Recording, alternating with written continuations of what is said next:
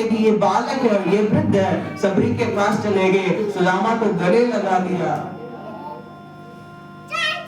भगवान जब कोई भगवान की भक्ति करता है तो नास्तितेषु जाति विद्या रूप कुल धन क्रियादि भेदा।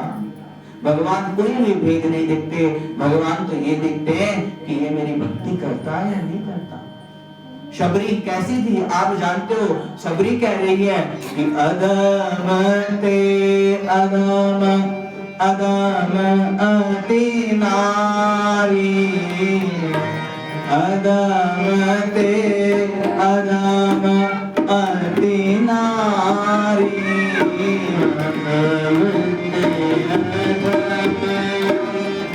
अति नारी तीन माह में मति मंद अगारी।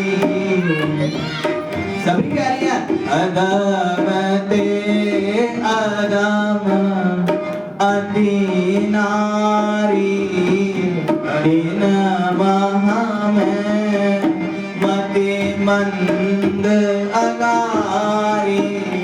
और भगवान ने कहा रघुपति सुन भामिनी बाता, कह रघुपति सुने भामिनी बाता, मानहु एक भगति करना ता, मानहु एक भगति करना ता, मानहु एक भगति करना ता, मानहु एक भगति करना ता। श्री राम जय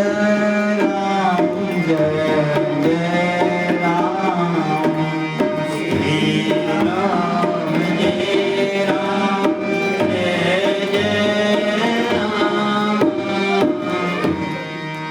ठीक है, सबरी कहते हैं मैं अदम हूँ, नारी हूँ और क्या हूँ, मति मंद अगारी, मेरी बुद्धि भी मंद है। मगर भगवान ने कहा कि रघुपति सुन भामिनी बाता, भामिनी कहकर भगवान ने संबोधित करते हुए कहा कि हे शबरी मेरी बात सुन, मानव एक भगति करना था, मेरा तुम्हारा एक ही नाता है कि तुम भक्ति करते हो नहीं करते हो। भगवान ने व्याघ्र का चरित्र नहीं देखा, भगवान ने ध्रुव को नहीं देखा, प्रहलाद को नहीं देखा कि ये राक्षस वंश में ये राजा का बेटा है। भगवान सबके पास गए तो हे भक्ति महारानी तुम चिंता मत करो, भगवान कहीं नहीं गए, वो भगवान आज भी हमारे बीच में विराजमान है। आप तो भगवान के चरणों का क्या करो, स्मरण करो। ऐसा नारद जी महाराज भक्ति महारानी को कह रहे हैं, हे भक्ति महारानी पापिनो गमिष्यन्ति निर्भयं कृष्ण मंदिरम येषां चित्ते वशद भक्ति सर्वदा प्रेम रूपिणी नते पश्यन्ते कीनाशं स्वप्ने प्यमललोकया। जिसके हृदय में आग रहती हो, जिसके हृदय में भक्ति महारानी है, सुनना मेरी बात को ध्यान से, बोले येषां चित्ते वशद भक्ति सर्वदा प्रेम रूपिणी, प्रेम रूपी भक्ति जिसके हृदय में रहती है वो कभी भी स्वप्न में भी यमराज के दूतों को नहीं देखता, वो स्वप्न में भी भगवान के ही भक्तों को देखता है, भगवान के ही पार्षदों को देखता है। हे भक्ति महारानी क्यों चिंता करती हो? जिसके हृदय में आग रहती हो, जो आग का सहारा लिए हुए भगवान को प्राप्त करना चाहता है, वो कभी भी न पेतो न पिशाचो वा राक्षसो वा सुरोपि वा भक्ति युक्त मनस्काना स्पर्शेन न प्रभु भवे। जिसके हृदय में भक्ति महारानी है, देखो कितनी सारी कैटेगरी नारद जी ने बता दी, कितने सारे लोगों को नारद जी ने बता दिया। बोले वो व्यक्ति कभी प्रेत को नहीं देखता है ना, एक प्रेत होता है। उन्होंने कहा वो व्यक्ति कभी पिशाच को नहीं देखता, वो व्यक्ति कभी राक्षस को नहीं देखता, और राक्षस के साथ साथ उन्होंने अंतिम में बता दिया कि वो कभी असुर को नहीं देखता। अब जो लोग कहते हैं कि प्रेत नहीं होता, पिशाच नहीं होता, राक्षस नहीं होता, असुर नहीं होता, उनको नारद जी कह रहे हैं उन लोगों के लिए नहीं होता जो क्या करते हैं, भक्ति करते हैं। जिनके हृदय में भक्ति रहती है उनके लिए नहीं होता है, बाकी वह सभी के लिए होता है। भक्ति महारानी जो आपसे प्रेम करता है, जिसके हृदय में भक्ति होती है, वो मीरा की तरह भगवान श्री कृष्ण को प्राप्त करती है। वो भगवान श्री कृष्ण को प्राप्त करता है मीरा की तरह। मीरा ने किस तरह भगवान को प्राप्त किया? अंतिम में मीरा का कोई शरीर नहीं मिला रामा। मीरा समा गई थी द्वारिकाधीश में। जो भगवान की भक्ति करता है, भगवान उसे सारी जीव मुक्ति प्रदान करते हैं। भगवान उनके साथ रास करते हैं। हे भक्ति महारानी, प्रमाण दिखाऊं? गोपियां हैं प्रमाणम तत्र गोपिका। बोले मनुष्य सहस्त्रों जन्मों तक, है ना, बहुत सारे जन्म लेकर भी बोले केवल और केवल इस कलयुग में कलो भक्ति भक्त्या कृष्ण पुरस्थिता। बोले अगर वह भगवान के धाम को प्राप्त करना चाहता है, भगवान को प्राप्त करना चाहता है, तो केवल और केवल भगवान की भक्ति करो। कोई भी व्रत करने की जरूरत नहीं है, कोई कहीं तीर्थ जाने की जरूरत नहीं है, योग यज्ञ करने की जरूरत नहीं है, बहुत सारे साधनों की आवश्यकता नहीं है, भूखे रहने की आवश्यकता नहीं है, जल त्यागने की आवश्यकता नहीं है। एकमात्र मुक्ति आपको भक्ति से मिल जाएगी। मुक्ति तो चाहते हैं ना हर कोई कि बस अब भगवान से मिल जाए, भगवान का धाम प्राप्त हो जाए। भक्ति नारद जी की बात को सुनकर बड़ी प्रसन्न हुई और उन्होंने कहा कि नारद जी, आप मिले तो मेरी चिंताएं दूर हो गई। अब मैं सदा आपके हृदय में निवास करूंगी। हे नारद जी, अब तो मैं आपके ही हृदय में रहूंगी, आपको छोड़कर कहीं नहीं जाऊंगी। श्री सूत जी महाराज कह रहे हैं कि नारद जी ने ज्ञान और वैराग्य को उठाने के लिए, ज्ञान और वैराग्य को जगाने के लिए बहुत कुछ किया। वेद सुनाए, वेदांत सुनाए, शास्त्र सुनाए, बहुत कुछ सुनाया, मगर जो ज्ञान और वैराग्य वृद्ध पड़े वो नहीं उठे। शुष्क काष्ठ समझ तो लकड़ी जैसे पड़ी हुई रहती है, ऐसे ही ज्ञान और वैराग्य पड़े हुए। नारद जी को बड़ी चिंता हुई और नारद जी क्या करते बेचारे, बड़े खिन्न और मन से उदास हो गए, है ना। नारद जी ने, जिन्होंने भक्ति महारानी की चिंता को दूर किया, आज नारद जी कैसे हो गए? उदास हो गए। बोले इतनी देर से जगा रहा हूँ, जगे नहीं। उसी समय आकाशवाणी हुई और आकाशवाणी कहती है कि उद्यमा सफलस्तेयं भविष्यति न संशय। हे नारद जी महाराज, जो व्यक्ति उद्यम करता है, जो व्यक्ति कर्म करता है ना, जो व्यक्ति क्या करता है? उद्यम करता है, परिश्रम करता है। कर्मणा जायते जंतु कर्मणेन विलीयते। व्यक्ति कर्म करे। जब आपने कोई कर्म किया था तभी आप मनुष्य बने, समझे? जब आपने कुछ कर्म किए थे तभी आप मनुष्य बने, नहीं तो 84 लाख योनियों में वृक्ष की भी गिनती होती है और पत्थर की भी गिनती होती है। हमने कुछ ऐसे कर्म किए थे जिससे हमें मनुष्य जन्म मिला। इसलिए उन्होंने कहा कि नारद जी, उद्यमा सफलस्तेयं भविष्यति न संशया। आप उद्यम करो, इनको जगाने का उद्यम करो, और जब आप उद्यम करेंगे, कर्म करते रहेंगे, तो आपको सफलता जरूर मिलेगी भविष्य में। ऐसा कहा आकाशवाणी ने। इसमें कोई संशय नहीं है, इसमें कोई संशय नहीं है कि ये उठेंगे या नहीं उठेंगे। जब आप उठाने की कोशिश करोगे, बार बार कर्म करोगे, तो ये जरूर उठेंगे। नारद जी महाराज ने कहा कि अब क्या करूं? फिर आकाशवाणी ने कहा कि ये आपको कोई संत महात्मा बताएंगे कि आपको इनके लिए क्या करना चाहिए। फिर नारद जी घूमने लगे, संतों के दर्शन करने लगे और कहते हैं संत दर्श पातक करें। संतों के दर्शन से सब कुछ सफल हो जाता है। अब नारद जी को संत मिलते हैं। तीर्थम तीर्थम विनिष्क्रम्य पृच्छन् मार्गे मुनीश्वरा।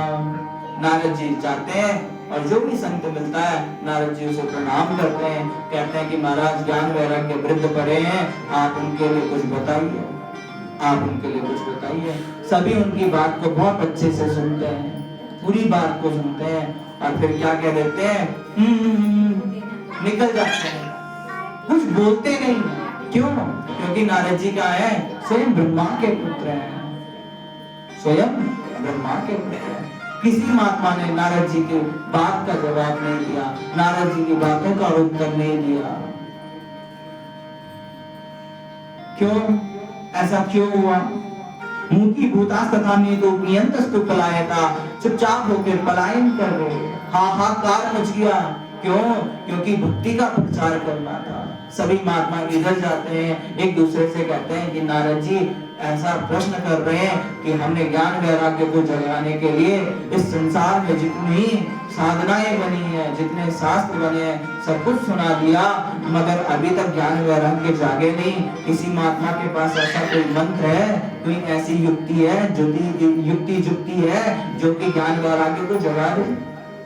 सब कहते हैं महाराज स्वयं ब्रह्मा का पुत्र नहीं जानता है तो हम कहां से जाने। इस प्रकार सारे संसार में क्या फैल गया कि भक्ति महारानी के बेटे क्या है? वृद्ध पड़े हैं। असल में सभी को पता है कि क्या जवाब देना है, क्या करना चाहिए ज्ञान वैराग्य के लिए, मगर भक्ति माता भक्ति का प्रचार करना था। इसलिए कि कोई कुछ नहीं, किसी ने कुछ भी नारद जी से नहीं कहा, और नारद जी से आकाशवाणी ने कहा कि कोई साधु बताएगा। अब देखिए नारद जी बद्रीनाथ में आए, बोले बद्रीनाथ भगवान की, बोले बद्री नारायण नारायण नारायण, बद्रीनाथ नारायण नारायण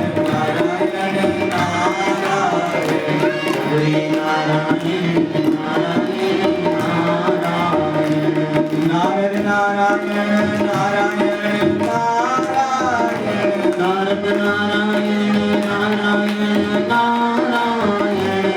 नारद नारायण नारायण नारायण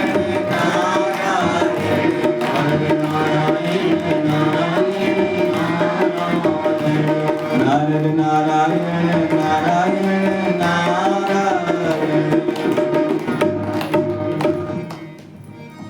कहाँ आए नारद जी?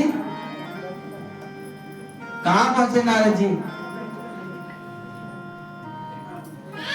जोर से बोलो। बद्रीनाथ पहुंचे, है ना? नारद जी कहाँ पहुंचे? बद्रीनाथ पहुंचे। बस 10 मिनट, बस 10 मिनट, 10 मिनट से 1 मिनट ऊपर नहीं। नारद जी कहाँ पहुंचे? बोले बद्रीनाथ धाम की जय। बद्रीनाथ में नारद जी की भेंट किससे हुई? अपने ही बड़े भाई सनक नंदन सनत कुमार से भेंट हुई। अपने भाइयों के साथ जब भेंट हुई तो उन्होंने प्रणाम किया। ध्यान से सुनना, 5 मिनट ध्यान से सुनना। नारद जी ने उन्हें प्रणाम किया और क्या कहा कि भवन्तो योगिना सर्वे बुद्धिमन्तो बहुश्रुता पंचहायन संयुक्ता पूर्वेशामपि पूर्वजा। बोले आप सभी क्या हैं? योगी हैं, बुद्धिमान हैं, विद्वान हैं। आप 5-5 वर्ष के हो।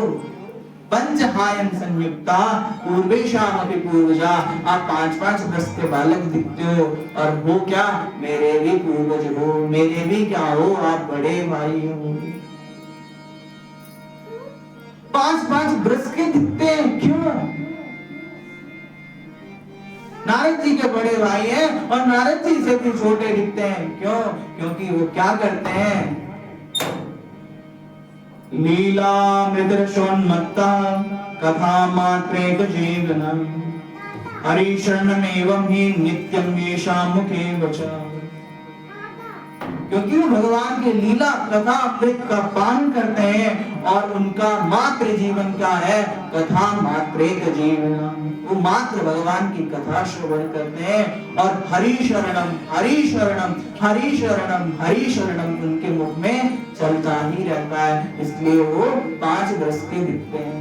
अगर आप भी समय से पहले वृद्ध नहीं देखना चाहते हैं अपने को, अगर आप अपने आप को समय से पहले वृद्ध नहीं देखना चाहते हैं तो आप भी भगवान का नाम जप किया करो। भगवान का नाम क्या है? औषधि का काम करता है। दवाई को काम कर दूं, भगवान को नाम। जब आप भगवान का नाम कह लेला तब आप अपना दुख भूल जाला। तो भगवान को नौ दया को काम कर दो। और ये पांच भाई बहन, ये पांच भाई के कर, चारे भाई के करदा हरि शरणम हरि शरणम हरि शरणम हरि शरणम हरि शरणम हरि शरणम हरि शरणम हरि शरणम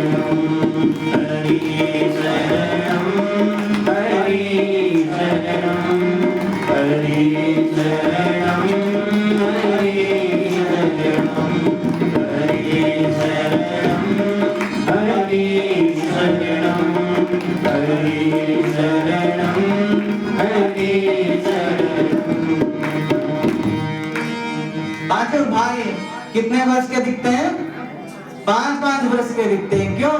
क्योंकि उनके मुख से क्या चलता रहता है, क्या जप करते रहते हैं? हरि शरणम हरि शरणम हरि शरणम। अगर आप भी अपने आप को वृद्ध नहीं देखना चाहते हैं, आप अपने आप को युवा देखना चाहते हैं, तो आप भी भगवान का नाम लिया करो। आप कितना भी अपने मुख पर लगा लीजिए, दवाई लगा लीजिए, कोई क्रीम लगा लीजिए, हल्दी बेसन दही सब कुछ लगा लीजिए, कुछ फर्क नहीं पड़ेगा। मगर आप जब भगवान का नाम जप करोगे, भगवान का नाम लोगे, तो आपका मुख चमकेगा, आपका तेज चमकेगा। प्रेमानंद महाराज जी से भी किसी ने पूछा था कि महाराज आपके मुख पर इतनी चमक कैसी है ना? तो वो भी भगवान का नाम जप करते हैं, राधे राधे जपते हैं, इसलिए उनके मुख पर चमक है। साक्षात प्रमाण आपके पास महाराज जी है।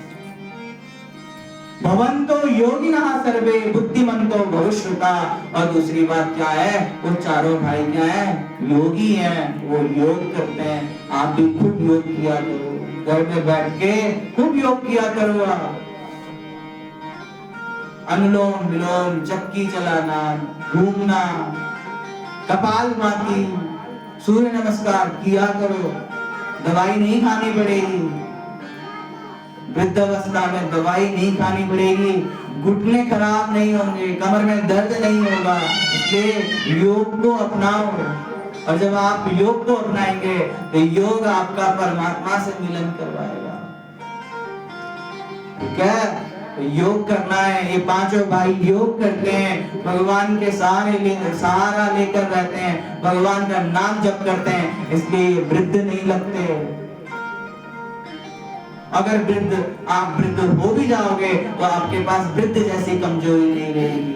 क्यों? क्योंकि आपने तो योग का सहारा लिया है। आप योग करते हैं, आप योगी हैं, तो आपके पास ताकत रहेगी, आपके पास शक्ति रहेगी। माँ भगवती की आराधना किया करो, भगवान की आराधना किया करो, तो आपके पास शक्ति होगी।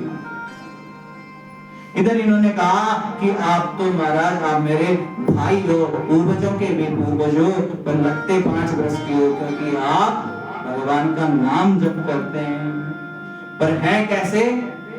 बोले कि आपको क्रोध भी बड़ा आता है। बोले एक बार इन चारों ने क्या किया था, अपनी भ्रिकुटी टेढ़ी करी थी और भगवान के जो द्वारपाल थे जय और विजय, ये कितने जन्म लेने पड़े इन्हें। एक बार इन्होंने शिशुपाल और दंतभक्त का जन्म लिया, एक बार इन्होंने हिरण्यकश्यपु और हिरण्याक्ष का जन्म लिया, और एक बार इन्होंने रावण और कुंभकर्ण का जन्म लिया। एकमात्र संकादिकों की भ्रिकुटी टेढ़ी करने से अपने भाइयों की ऐसी इन्होंने महिमा गाई। और संकादिक कुमार नारद जी से कहते हैं कि नारद जी अब आप दुखी मत हो, जिस उपाय को आप ढूंढ रहे हैं वो उपाय पहले से ही विद्यमान है। अहो नारद धन्योषी वृत्तानां शिरोमणि। आप तो क्या हो, वृत्तों में शिरोमणि हो, आप तो भगवान के भक्त हो। बोले ऋषियों ने बहुत सारे साधन पहले से ही प्रकट किए हैं मुक्ति के लिए, मगर क्या है वो साधन सब भूसे की तरह है। चावल के बाद जैसे भूसा बच जाता है, बोले वो सब भूसे की तरह है। क्यों? क्योंकि वो स्वर्ग को प्रदान करते हैं, भगवान के गोलोक धाम को, वैकुंठ धाम को प्राप्त नहीं करवाते। और बोले ऐसी कथा सुनाने वाला भी और ऐसा साधन बताने वाला भी आपको बड़े भाग्य से ही मिलेगा। बोले कि सत्कर्म सूचको नूनम ज्ञान यज्ञास्मृते उपदेश श्रीमद् भागवत आलापाशुत गीता शुकादिवी। आप ज्ञान वैराग्य को जगाने के लिए, ज्ञान वैराग्य क्या है? सोए हुए हैं। आप ज्ञान वैराग्य को जगाने के लिए श्री शुकदेव जी द्वारा कहे गए श्रीमद् भागवत कथा को सुनाओ। बोले महाराज आप श्रीमद् भागवत कथा को सुनाने की बात करते हैं, मैंने तो उन्हें वेद पुराण वेदांत इत्यादि सब कुछ सुनाया, फिर वो जगे क्यों नहीं? अब आप भागवत कथा को सुनाने के लिए कह रहे हैं, महाराज भागवत कथा से कुछ होगा? उन्होंने कहा इदं भागवतम नाम पुराणं ब्रह्म संहितं भक्ति ज्ञान विरागाणाम स्थापनाया प्रकाशितम्।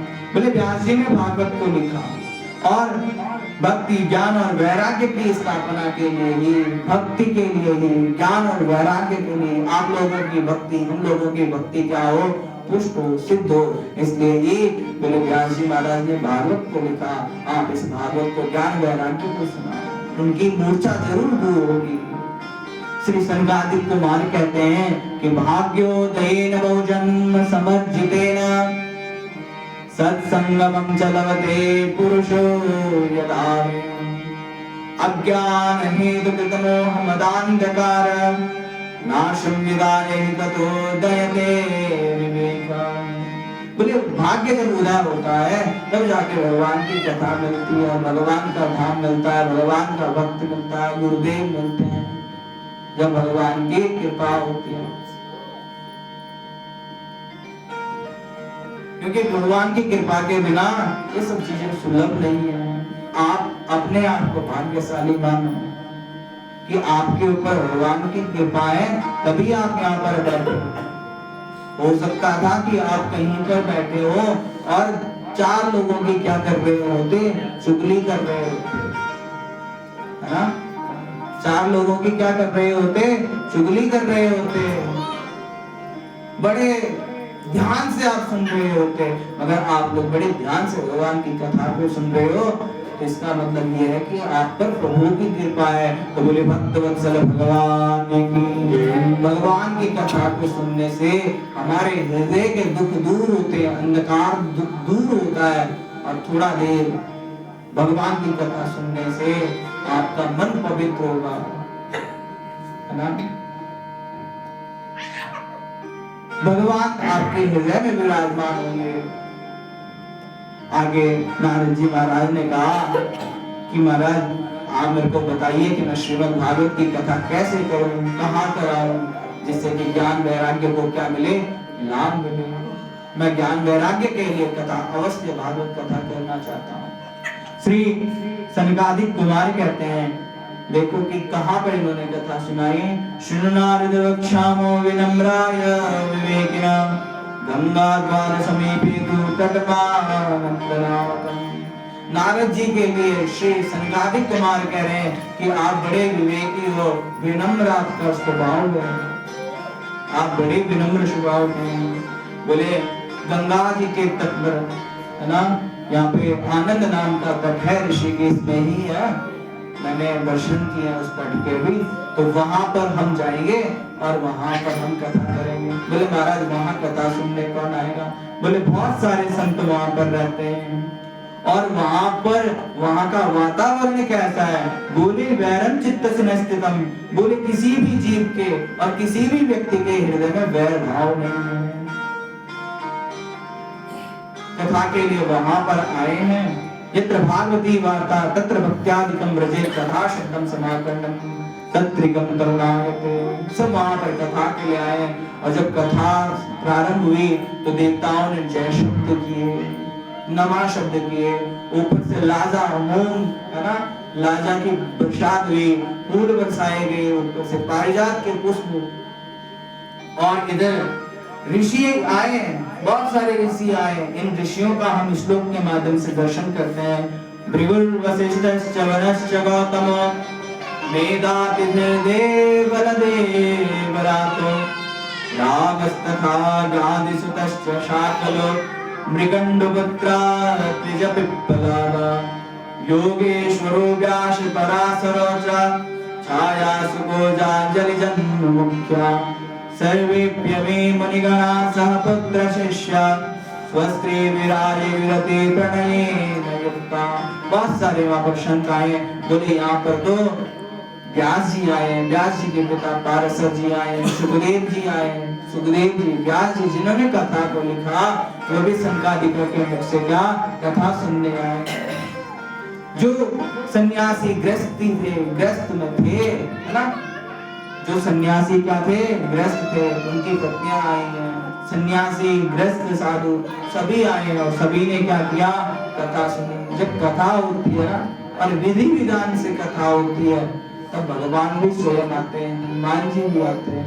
बोले गंगाद्य सरितस्तत्र पुष्करादिसरांसि च क्षेत्राणि च दिशा सर्वा दंडकादि वनानि च। जब विधि विधान से आप अपने घर में कथा कराओगे, जब आप अपने घर में विधि विधान से कथा कराओगे तो कितने पुराण होते हैं बताओ? 18 पुराण होते हैं, 6 शास्त्र होते हैं, 4 वेद होते हैं, ये मूर्तिमान होकर बैठते हैं। पुष्कर आदि, है ना, पुष्कर आदि सरान से चार, पुष्कर आदि बद्रीनाथ, केदारनाथ, गंगोत्री, यमुनोत्री सब आपके घर में आकर बैठेंगे और कथा को श्रवण करेंगे। जब आप क्या करोगे, विधि विधान से कथा कराओगे और आप ये कहोगे कि महाराज कितनी दक्षिणा लोगे, तब तो रहेगी कथा, है ना, तब तो रहेगी कथा। तब नहीं वाली कथा अगर पहली पैसा कुछ है। आज कथा का सार चला गया है। नारद जी ने कहा कथा सारस्ततो गता, कथा का सार चला गया है। क्यों? मैं आपको बताता हूं, मैं प्रसंग के बाहर जाना बिल्कुल भी पसंद नहीं करता हूं। मेरी आदत है, मैं प्रसंग से बाहर जाना पसंद ही नहीं करता हूं। मगर मैंने देखा, हकीकत देखी, मैं आपको बताता हूं। मैं किसी प्रांत का भी नाम नहीं लूंगा, एक जगह है हमारे देश में, वहां के लोग क्या करते हैं कि एक सार्वजनिक कथा को रखते हैं, फिर उस कथा में पूंथी रखने की बोली लगती है 11,001, 12,002, 13,003 और जो कह देगा 21,000 रुपए, 21,000 रुपए से अगर 1 रुपए ज्यादा नहीं मिला तो पोथी उसके नाम की रखी जाएगी। ठीक है, पहली बात ये हो गई। फिर शाम को आरती होती है। अब आरती कौन पकड़ेगा? ठीक है, 5 आरतियां बनाई जाएंगी और 5 आरतियों को उनमें भी बोली लगेगी 501, 601, 701। जो सबसे ज्यादा पकड़ेगा उसके पास मेन आरती आएगी, बाकी बार वो बढ़ जाएगी। तो इसलिए कथा का सार चला गया। आज पोथी की भी बोली लगती है और मैंने खुद अपने आंखों से देखा है, खुद मैंने अपनी आंखों से देखा है, पोथी की कीमत लगती है और दिखाना चाहते हैं कि मैं इतना ज्यादा दे सकता हूं। इसलिए कथा का सार चला गया। तो ऐसा मत करना। बोले कथा कैसे करनी चाहिए? बोले सामर्थ्य अनुसार, जैसे आप अपनी बेटी का विवाह करते हैं ऐसे आपको धूमधाम से कथा करनी चाहिए।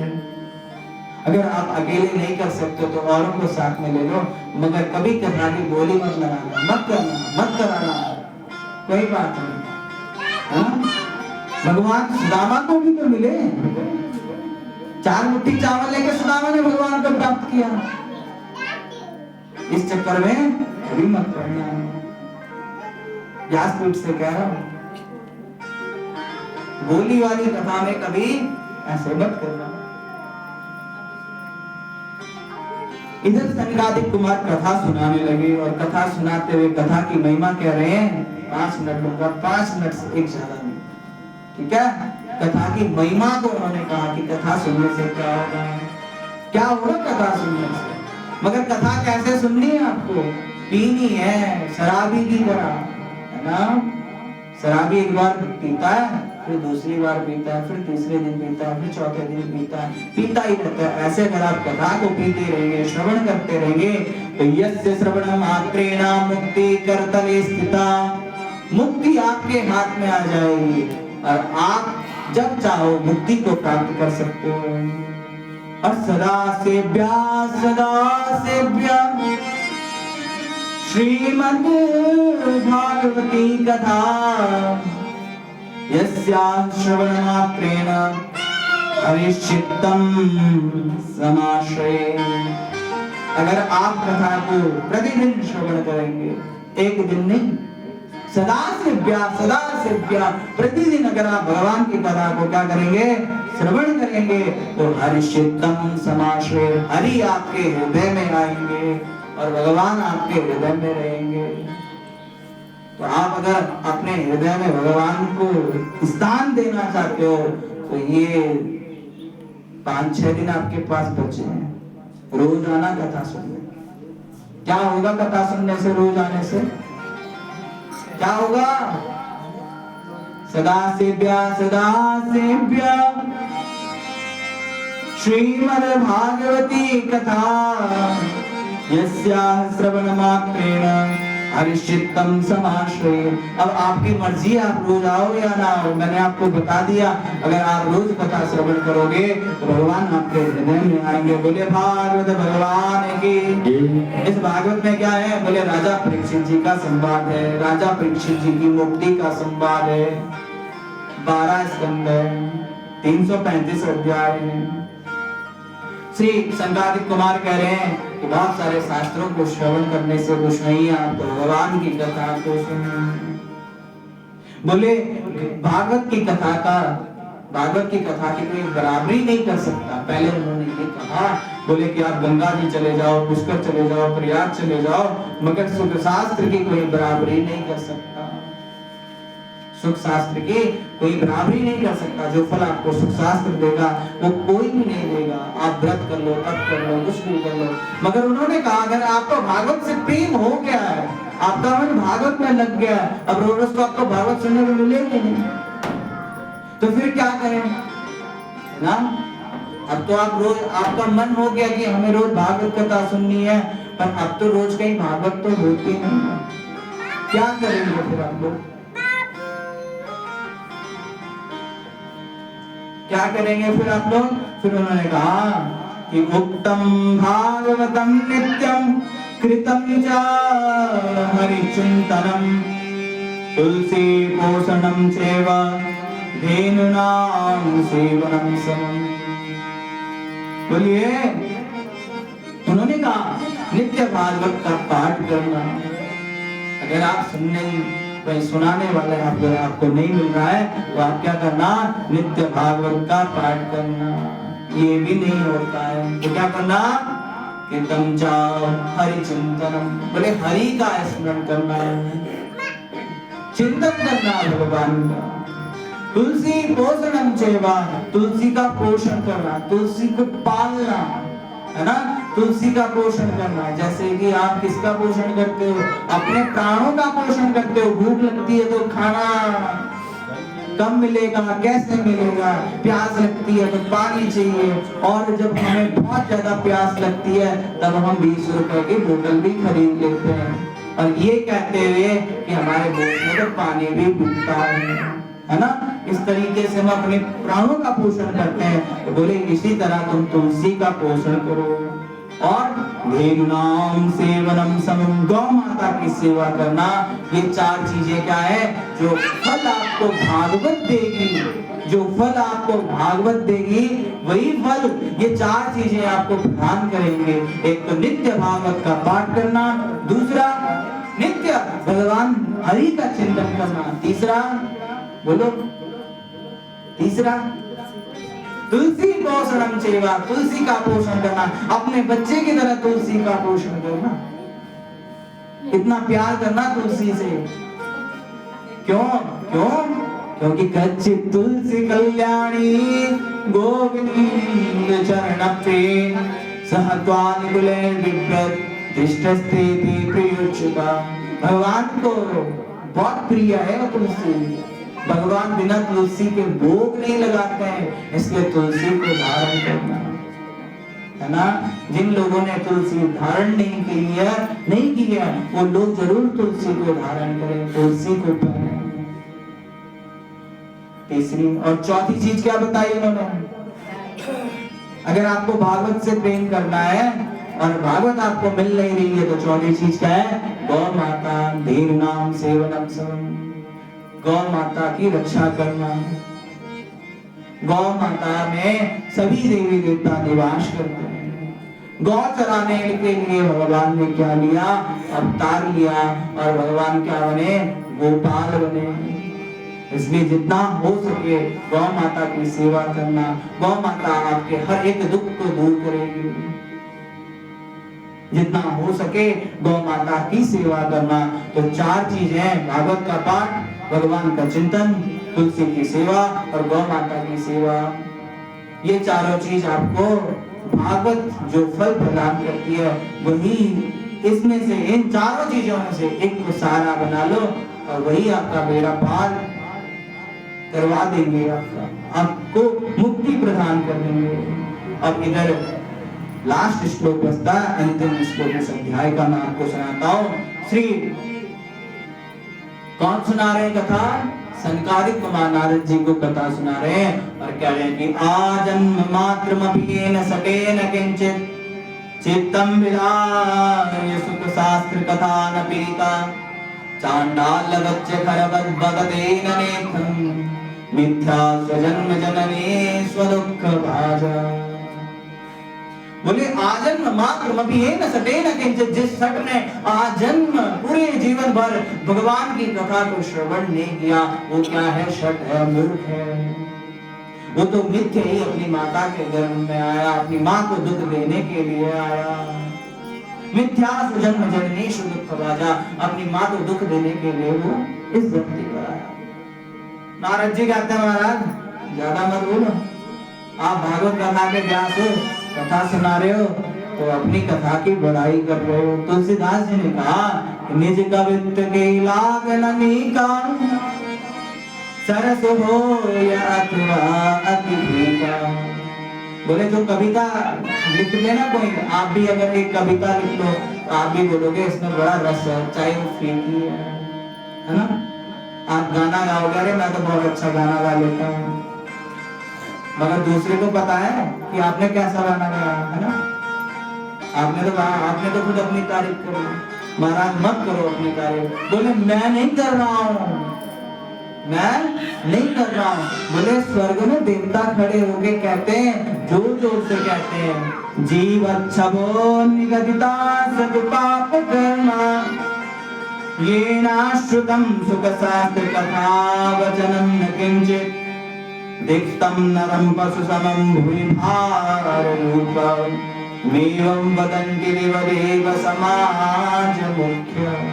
बोले देवताओं का जो मुख्य समाज है, इंद्र अरुण वरुण कुबेर, ये जितने भी देवता हैं, ये भूमि में है ना, ये दिवी में आकाश में खड़े होकर कहते हैं, बोले इस व्यक्ति ने, ये तो जीता जी क्या है, मुर्दा है।